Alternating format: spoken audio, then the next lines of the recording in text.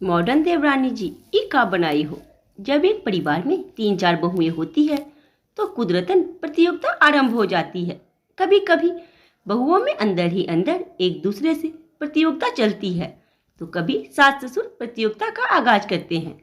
उधर सास ससुर के पास भी बहुत सारी चॉइस होती है, किसके सिर अच्छी बहू का ताज सजाए। ऐसा ही एक परिवार है मिश्रा जी का, जिनके 4 बहुएं थी।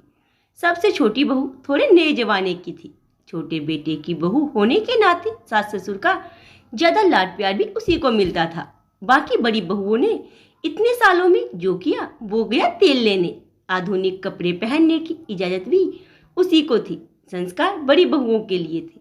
अब नए जमाने की बहू अच्छी क्यों ना हो, सास ससुर का हैप्पी बर्थडे मनाना तो उसी ने शुरू किया था। बाकी तीनों बहुएं ये मौका गवा चुकी थी। सास ससुर जी को पहली बार शादी की सालगिरह का केक काटते देख और छोटी बहू को जोर जोर से ताली पीटते देख बाकी बहुएं मन मसोच के रह जाती। सोचती ये सब उन्होंने क्यों नहीं सीखा, एक केक ही तो लाना था। इतना चूल्हा चौका में पसीना बहाया, कुछ काम न आया। परोस परोस के खाना दिया, लेकिन सास ससुर कभी खुश नहीं हुए।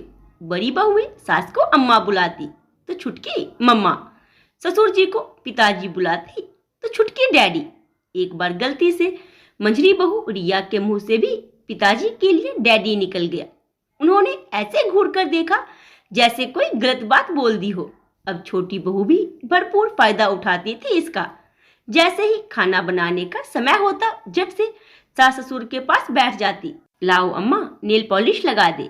और अम्मा भी बड़े शौक से अपना हाथ लंबा करते हुए बड़ी बहुओं के ऊपर शब्द रूपी बाणों से प्रहार करना ना भूलती। एक तू ही ध्यान रखे हमारा, वरना तो आजकल किसी ने ना पूछा। छुटकी बस बड़ी बड़ी बातें करती थी, आता कुछ नहीं था। सास ससुर की शय में बड़ी बहुओं के काम में नुक्स भी निकालती।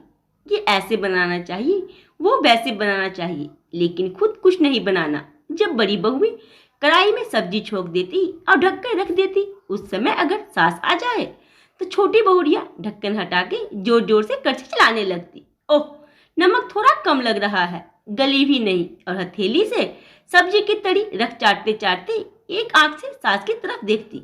सास को ऐसी देखती जैसा सारा काम उसने ही किया हो। उसकी नौटंकी से बाकी बहुओं के कलेजे में सांप लौटते।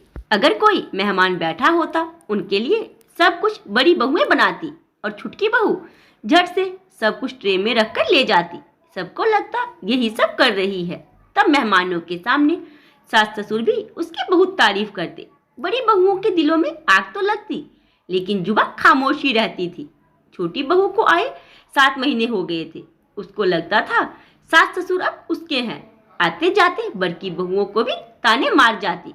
देखा कुछ दिनों में ही कैसे सास ससुर का दिल जीत लिया है, जो तुम लोग इतने सालों में भी ना कर सकी।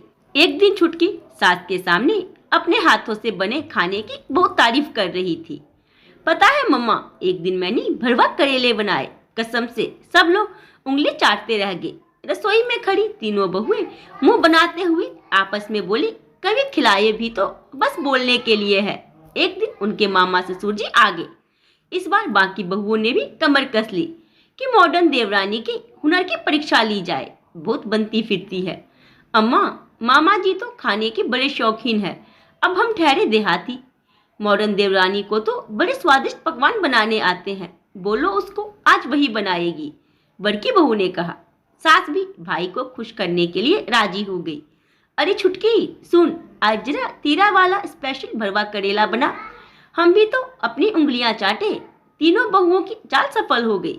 छुटकी की तो आफत आ गई। हाँ जी क्यों नहीं, जीजी थोड़ी मदद करवा दोगी? ना बाबा ना, कोई मदद ना करेंगे हम, तू तो बहुत अच्छा बनाती है, खुद से बना। छोटी बहू को छोड़ तीनों बहुएं जानबूझ के दूसरे काम में लग गई। छुटकी फंस गई। इज्जत का सवाल था। भरवा करेले बनता देखा था कहीं, लेकिन बनाना आता नहीं था। वो जीजी काफी समय से नहीं बनाया। करेले छिल के फिर क्या करते हैं जरा बताना तो। बड़ी बहुओं ने इस बार ठान ली थी प्रतियोगिता में छुटकी को पछाड़ने की। हम भी भूल गए, बोलकर सब मुंह दबाकर हंसने लगे। छुटकी ने करेले छिले, जैसे तैसे मसाला बनाकर करेले भरकर रख दिए। बांधना भूल गई। उसको पता नहीं था कि करेले फ्राई कैसे करने हैं। 1 लीटर तेल गरम करने रख दिया। तेल खूब गरम हो गया। जीजी इतना तेल काफ़ी है, पकौड़ी थोड़ी तलने हैं। क्या कढ़ाई भरकर तेल चढ़ा दिया? 1-2 करछी काफ़ी है, बड़ी बहू ने कहा। अरे छुटकी, कितना टाइम लगेगा? स्पेशल भरवा करेले में। सास की आवाज़ सुनते ही छुटकी घबरा गई। जल्दी से कपड़े से कढ़ाई को उतारकर तेल डब्बे में उड़ेलने लग गई। डब्बा प्लास्टिक का था, तेल की गर्मी को सहन ना कर सका। जैसे जैसे तेल डिब्बे में जा रहा था, डब्बे की चमड़ी सिकुड़ती जा रही थी। तेल की गर्मी से डब्बा किसी सुंदरी की पतली कमर की तरह बल खाता हुआ 1 लीटर से आधा लीटर का रह गया। छुटकी रुआंसी होती हुई कभी तेल को देखे, कभी डब्बे को। बचा तेल एक भगोने में रख दिया। करेले फ्राई होने रख दिए। थोड़ी ही देर में बिना सील किए हुए करेले की भरावन अपनी अपनी जगह से कूदते हुए बाहर आ गई और भरवा करेले पैन में खाली पेट औंधे मुंह पड़े थे। तभी छुटकी की मम्मा सास आ गई। हे भगवान, सत्यानाश कर दिया हमारा घर का। इतना तेल बर्बाद कर दिया, डब्बा बर्बाद कर दिया, सारे करेले बर्बाद कर दिए। बहुत मॉडर्न बनी फिरती है। ई का बनाई हो? सिर्फ मुंह चलाना आबे और कुछ नहीं। मॉडर्न देवरानी अपने कमरे में जाकर जोर जोर से रोने लगी। हम कितने अच्छे से रहते हैं मम्मा के साथ, और वो एक सब्जी के लिए हमको कितना सुनागे। वैसे तो बड़ी बहुओं को जीत महसूस हो रही थी, फिर भी छुटकी के आंसू उनको अच्छे नहीं लगे।